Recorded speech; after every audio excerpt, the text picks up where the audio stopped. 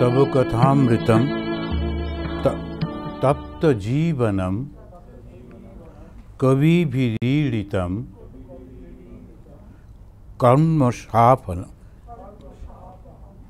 श्रवणमंगलं श्रीमदाततं भुवि गृह्णन्ति ये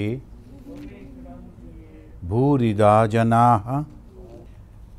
এখন আমরা পড়েছিলাম যে দশম পরিচ্ছেদ থেকে ঠাকুর শ্রীরামকৃষ্ণ ও গৃহস্থ ধর্ম এই ছোট্ট হেডিংটা দিয়ে মাস্টারমশাই লিখছিলেন।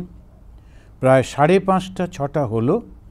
ঠাকুর ভক্ত সঙ্গে নিজের ঘরের দক্ষিণ পূর্ব বারান্দায় বসিয়া আছেন, ভক্তদের দেখিতেছেন। শ্রীরামকৃষ্ণ কেদারাদি ভক্তের প্রতি।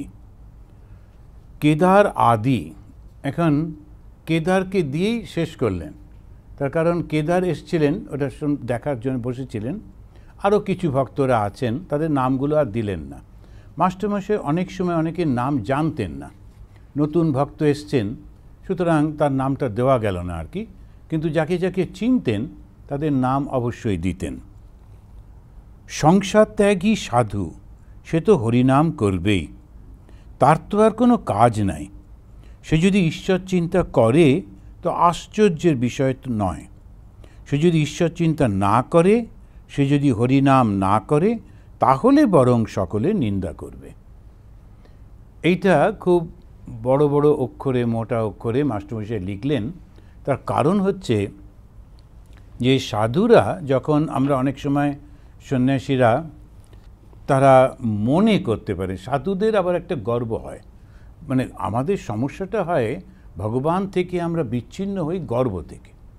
এখন কেউ মনে করে আমি খুব শিক্ষিত, ওই গর্বতে ঈশ্বর থেকে দূরে যায়। কেউ মনে করে আমি খুব ধনী, কেউ মনে করে আমি খুব পণ্ডিত, কেউ মনে করে আমি খুব বড় সাধু, আমি সব খুব একেবারে ভীষণ পবিত্র, অমুক তমুক ইত্যাদি। ওই প্রত্যেকটা অহংকারই হচ্ছে ঈশ্বর থেকে সরিয়ে নিয়ে যায়।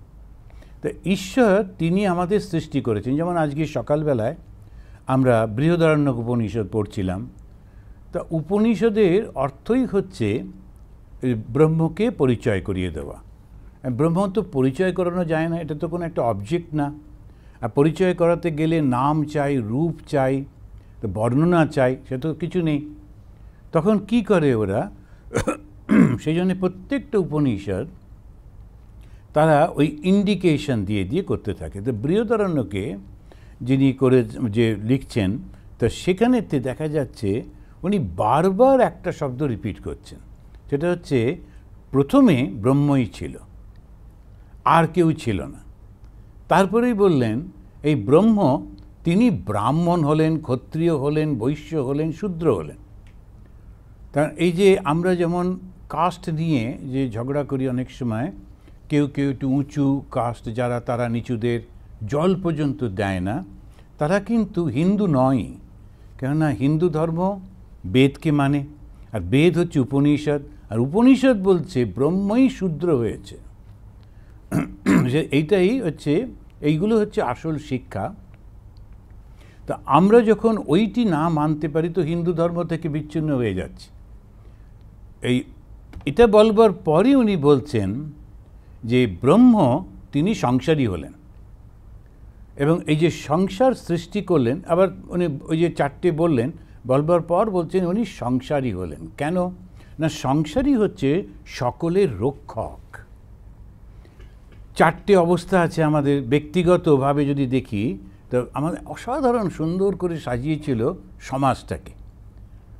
একদম যারা আমাদের বলতে পারা যায় যে founder father of Hinduism are the Indian nation, খুব সুন্দর করে সাজিয়েছিল। তারা একটা ব্যক্তির জীবনকে 4টে ভাগে ভাগ করেছিল, ব্রহ্মচর্য, গারস্থ, বানপ্রস্থ, সন্ন্যাস। এই 4টে ভাগে ভাগ থাকলো। 4টে লক্ষ্য ঠিক করে দিয়েছিল। একটা হচ্ছে ধর্ম, অর্থ, কাম অ্যান্ড মোক্ষ, এই 4টে লক্ষ্য করে দিয়েছিলেন। তারপরে সমাজটাকে 4টে ভাগে ভাগ করলেন, ব্রাহ্মণ, ক্ষত্রিয়, বৈশ্য অ্যান্ড শূদ্র। এখন এই যে ব্রাহ্মণ, সে হচ্ছে ইন্টেলেকচুয়ালস, ক্ষত্রিয় সে দেশ শাসন করছে, দেশ রক্ষা করছে, বৈশ্য সে ব্যবসা বাণিজ্যের মাধ্যমে, অর্থনীতির মাধ্যমে মানব সমাজকে রক্ষা করছে, শূদ্র সেবার মাধ্যমে মানব সমাজকে নিয়ে চলেছে। এক একজন এক একটা কাজ করছে, একটা যদি ভেঙে যায় তাহলে অন্যটা পড়ে যাবে, সে থাকতে পারবে না। সেজন্যই বারবার উপনিষদে, আর তাও ওই বৃহদারণ্যকের মতো উপনিষদে এই কথাগুলো বলা হচ্ছে। ঠাকুর এখানেতে ইনডাইরেক্টলি বলছেন সংসারীরা অল্প একটু যদি ভগবানের নাম করে তাহলেও ধন্য। কেন? এত চাপের মধ্যে থাকি, পরিস্থিতির মধ্যে থাকি, কত সমস্যার মধ্যে থাকতে হয়। আর সন্ন্যাসীদের তো সেই সব কিছুই নেই। সে যদি ভগবানের নাম না করে তাহলে আর করবেটা কি, আর কাজটা কি? আমি বোধহয় আগের বারে বলেছিলাম যে একজন শ্রী মাকে চিঠি লিখেছিলেন যে মা এত করে ঠাকুরকে ডাকছি, কই দেখতে পেলাম না। তো মা বলছে তোমার কাজটা কি? ঠাকুরকে যদি না ডাকো তো করবেটা কি? ওটাই করতে থাকো, ঠাকুরের যখন ইচ্ছা হবে দেখা দেবেন কি দেবেন না। তোমার কাজ হচ্ছে ঠাকুরকে ডাকা। সন্ন্যাসীদের সেটাতেই সাধু সঙ্গ সর্বদা দরকার। সাধু ঈশ্বরের সঙ্গে আলাপ করিয়ে দেন। কত বড় একটা কথা বললেন, সাধু ঈশ্বরের সঙ্গে আলাপ করিয়ে দেন। আলাপ মানে পরিচয় করিয়ে দেন। এখন ঈশ্বর কে, ভগবান কে, যে সাধু তার নিজের জীবনে সেটা উপলব্ধি করে, করবার পর সেটাই সে পরিচয় করিয়ে দেয়। আর যেই মুহূর্তে আমরা ঈশ্বর বা ভগবান ভাবি, সঙ্গে সঙ্গেই আমরা মনে করি যে শিব হচ্ছেন ঈশ্বর, কৃষ্ণ হচ্ছেন ভগবান, রামচন্দ্র হচ্ছেন ভগবান। তা কিন্তু না। আমাদের যে কনসিয়াসনেস, চৈতন্য যেটি রয়েছে, আর যেটি জগতে প্রকাশিত হচ্ছে ভালোবাসা, আনন্দ আর নিঃস্বার্থপরতার মাধ্যমে, ওইটি হচ্ছে ঈশ্বর। তো ঈশ্বরকে তো এমনিভাবে বুঝতে পারা যায় না। চৈতন্যকে আমরা কি করে বুঝব? একটা লাইভ ওয়্যার রয়েছে, সেখানে লেখা রয়েছে is a high voltage live wire, don't touch. আমরা তো কিছু বুঝতে পারছি না। একটা তার শুধু গেছে, লাইভ ওয়্যার মানে এটা কি? এবারে হাত দিলে বুঝতে পারলো লাইভ ওয়্যার কাকে বলে। তখন এইটা যেই একটু বুঝতে পারছে না, কোথায় কিছু এমনি লিখে দিয়েছে, বলে যেই টাচ করবে তখন সে বুঝতে পারবে কাকে লাইভ ওয়্যার বলে।